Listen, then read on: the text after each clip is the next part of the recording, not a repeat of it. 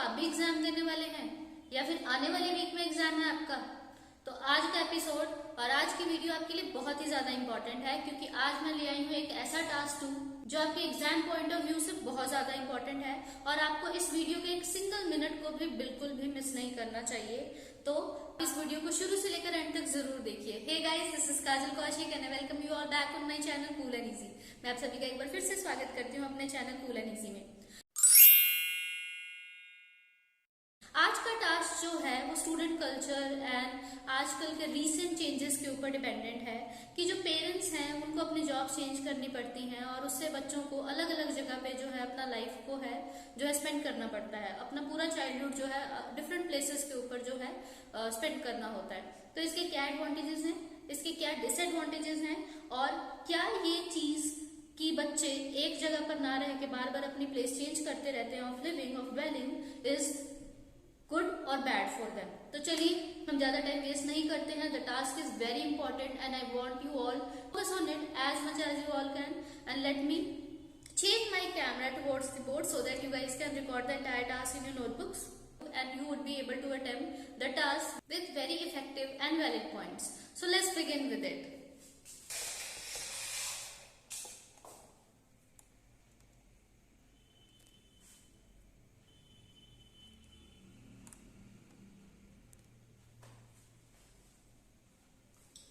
So here we have the question. As you all can see, some children have to live at different places during their childhood because of transferable jobs of their parents.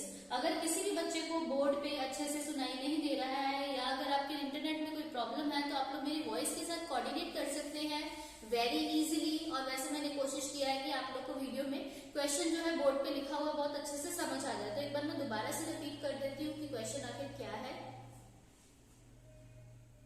Some children have to live at different places during their childhood because of transferable jobs of their parents. बच्चों को जो है अलग अलग जगह पे रहना पड़ता है क्योंकि उनके पेरेंट्स की जो जॉब है वो एक जगह से दूसरी जगह पे शिफ्ट होती रहती है due to any particular reasons whatever they are.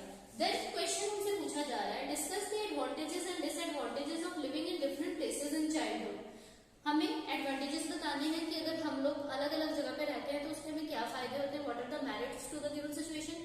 वहीं पे अगर हम लोग इन जगहों को चेंज करते रहते हैं तो इसके कुछ डीमेरिट्स भी होते हैं और वो डीमेरिट्स कौन से हैं हमें वो भी डिस्कस करने हैं।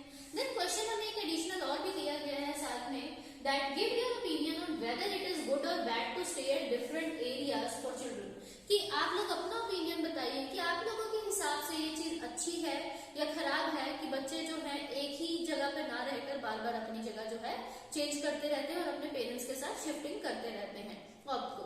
तो इसका ऑब्वियसली आप लोग एक एडवांटेज का बीपी बनाएंगे जिसमें आप लोग 7 to 9 लाइन्स लिखेंगे। एक बीपी 2 आप बनाएंगे डिसएडवांटेज का और बीपी 3 में बाकी एरिया इन माई ओपिनियन करके मतलब अपना ओपिनियन लिखने के लिए जो है यूज करेंगे। और उसमें भी आपने लाइन्स का जो लिमिट है, जो लाइन्स है टोटल आप लोगों को अपने पेज के ऊपर जो आपका A4 साइज नोटबुक है उसमें आप लोगों ने 7 to 9 लाइन्स लिखनी है। अगर इस तरीके से आप इस टास्क को अपने एग्जाम में अटेम्प्ट करते हैं तो आपका टास्क जो है वो बहुत ही क्लासिफाइड लगेगा और इसमें किसी भी तरह का कंफ्यूजन जो है आपके एग्जामिनर को, जो भी आपका चेकर होगा आपके एग्जाम का, उसको कोई भी एग्जाम कंफ्यूजन जो है नहीं होगा, वो बड़ी आसानी से आप लोगों का एग्जाम पेपर जो है चेक कर पाएंगे।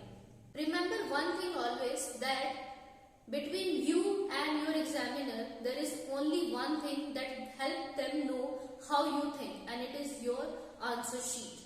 So be clear about it, be precise whenever you are writing or explaining something on your answer sheet and try to answer what has been asked to you. You should be answering the same question which has been put to you. If you will answer it not properly, then even if your grammar is good, your ideas are accurate, you won't be given the appropriate marks or required marks for them, basically bad score for them. तो चलिए हम advantages की बात करते हैं। सबसे पहले मैं थोड़ा सा अपना कैमरा और पास में कर रही हूँ ताकि आप लोग को एडवांटेजेस के पॉइंट जो है साफ सुथरे दे रहे हैं हमारे एडवांटेजेस, और मुझे लगता है आप लोग को बहुत ही सफाई से जो है ये नजर भी आ रहे होंगे। सारे ही एडवांटेजेस के पॉइंट जो है मुझे लगता है विजिबल है। तो चलिए फर्स्ट एडवांटेज से शुरू करती हूँ मैं। Children get an opportunity to experience a multicultural neighbourhood. बच्चों को मौका मिलता है कि वो एक मल्टीकल्चरल नेबरहुड को जो है एंजॉय कर सके। अब मल्टीकल्चरल नेबरहुड मतलब कि अलग अलग तरह के कल्चर के जो आस पड़ोस उनको मिलता है बच्चों का, उसको एक्सपीरियंस कर पाते हैं, उसे एंजॉय कर पाते हैं। अब इसका बेनिफिट क्या है, इसके मैंने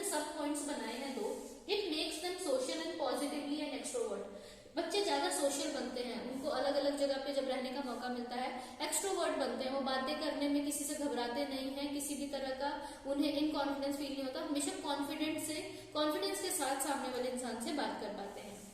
Then our second point is they learn to respect humankind irrespective of their caste, religion and creed. वो जो भी बच्चे एक जगह से दूसरी जगह बार बार शिफ्टिंग का पार्ट बनते हैं अपने पेरेंट्स के साथ, उनको बहुत सारे लोगों के बीच में रहना आता है, बहुत सारे कल्चर्स के लोगों के साथ रहना आता है, जिससे उनके लिए जो ह्यूमन काइंड के लिए है वो रिस्पेक्ट जनरेट होती है उनके मन में। उनको हर एक रिलीजन को, हर एक कास्ट को रिस्पेक्ट करना आता है, उन्हें ऑनर करना आता है, which is a positive sign to become a responsible adult in the society. तो आप लोग इस पॉइंट को भी कवर अप कर सकते हैं।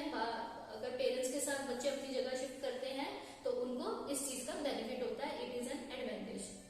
Then second advantage we have right here is by being in the circle of different kind of people their communication skills and linguistic knowledge improve. जब हम लोग किसी के आसपास होते हैं, ज्यादा तरह के लोग हमारे आसपास होते हैं, to exemplify if you have a friend from Gujarat, when you start living with that person you will start learning the language of that person and you will also get to improve your communication skills when you try to communicate with that person, when you will try to interact with that person।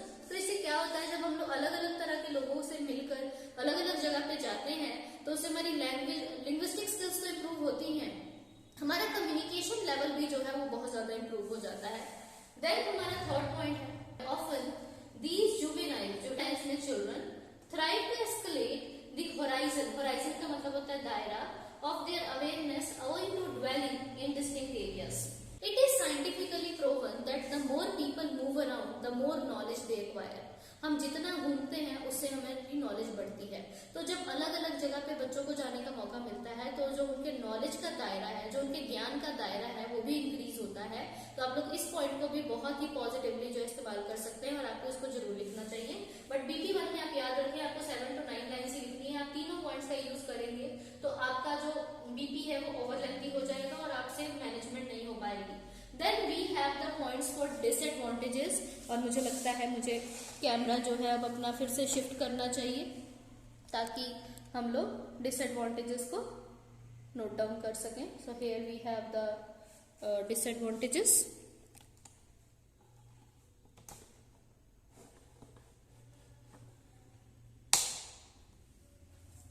So the first disadvantage we have right here is as the local environment keep changing, young ones become self-centered or narcissists as they have no close friend circle.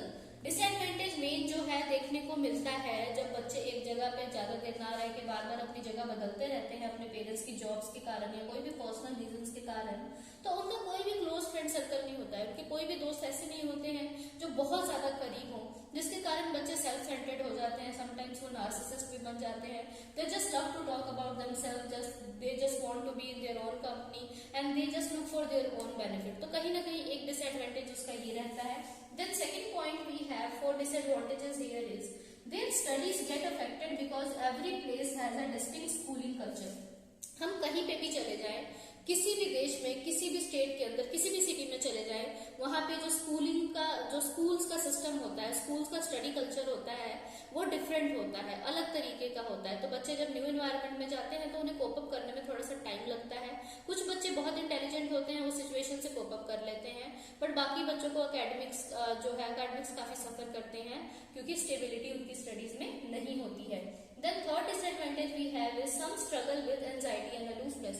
बच्चे कई बार जब बार बार जगह change करते हैं तो उन्हें घबराहट और अकेलेपन का जो है बहुत प्रॉब्लम रहता है, वो अकेलापन फील करते हैं। इसका एक पॉइंट और मैंने लिखा है जो कि दूसरी साइड पे है।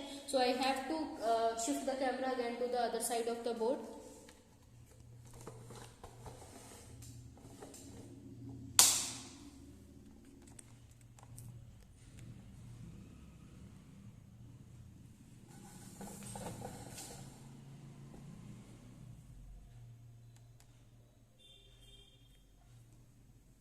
सो the fourth point for disadvantages is कि अगर बच्चे अपनी जगह जो बदलते हैं तो उससे उनका क्या नुकसान होता है। Exposure to multiple civilisations influence them profoundly. जब हम लोग अलग अलग तरह के सिविलाइजेशन से मिलते हैं तो हम पे, बच्चों पे बेसिकली उसका बहुत डीप असर होता है। प्रोफाउंडली मतलब in depth, making them making them neglect indigenous cultures. Indigenous का मीनिंग मैंने आप लोग को पहले भी क्लासेस में बहुत बार बताया। इंडिजीनियस का मतलब होता है नेटिव, लोकल। तो बच्चे जब अलग अलग तरह के कल्चर से इन्फ्लुएंस होते हैं, जब उनको एक्सप्लोर करते हैं, देखते हैं, तो कई बार वो अपने जो उनका नेटिव कल्चर होता है उसको उसे निग्लेक्ट करना शुरू कर देते हैं।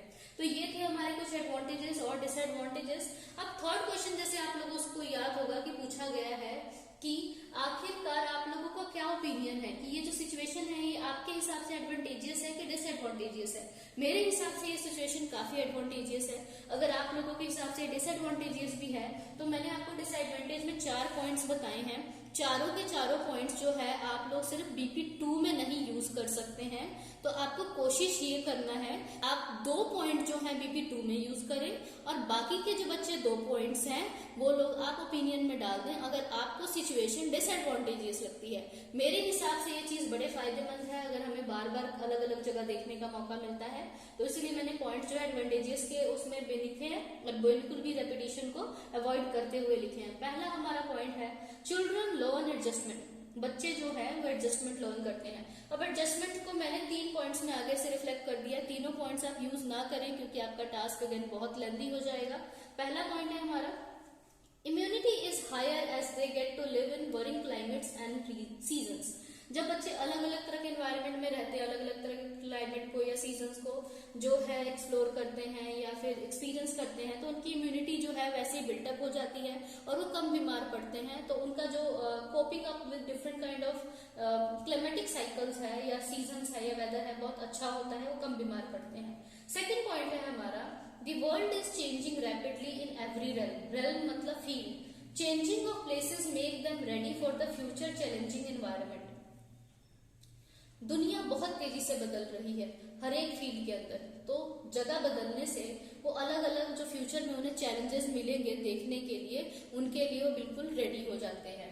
देन हमारा थर्ड पॉइंट आ गया एडवांस कन्फैबुलेशंस। कन्फैबुलेशंस का मतलब होता है कॉन्वर्सेशन, फ्लेवर्स का मतलब होता है skill, aid is assistance, then grab a fine public sector employment. जब बच्चों की कम्युनिकेशन स्किल्स बहुत अच्छी होती हैं तो वो अच्छी नौकरी भी हासिल कर पाते हैं, उनको नौकरी लेने में भी बहुत आसानी होती है, जो कि बहुत ही वैलिड पॉइंट है।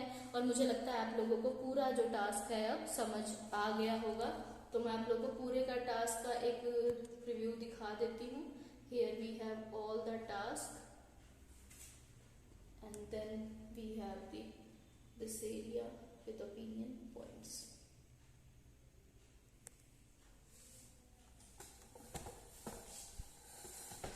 तो मुझे लगता है आप लोग को टास्क बहुत अच्छे से समझ आ गया होगा और आप लोगों ने अपने नोटबुक में इसे नोट डाउन भी कर लिया होगा। इस टास्क को अटेम्प्ट करके जरूर देखिए क्योंकि अगर आप सिर्फ पॉइंट्स लिखकर छोड़ देंगे तो आपकी कोई भी प्रैक्टिस नहीं हो पाएगी। Try to attempt it in your notebook by writing and then get it check by someone who is good at checking IELTS writing, or you can also join English High for getting offline classes and to score the best in your IELTS test. If any of the friends and family members are about to take their IELTS test in this month or in the upcoming month, do share this video with them because this task is very important from the exam point of view. If you haven't subscribed my channel, do subscribe it. Also share it with your friends and do recommend them to subscribe it. Also press the bell icon to get the latest updates and notification from my channel. I'll meet with you all again with some informative content on IELTS and will try to make your English and IELTS journey as easier as possible. Till then, I'm taking you leave. Tata, bye bye.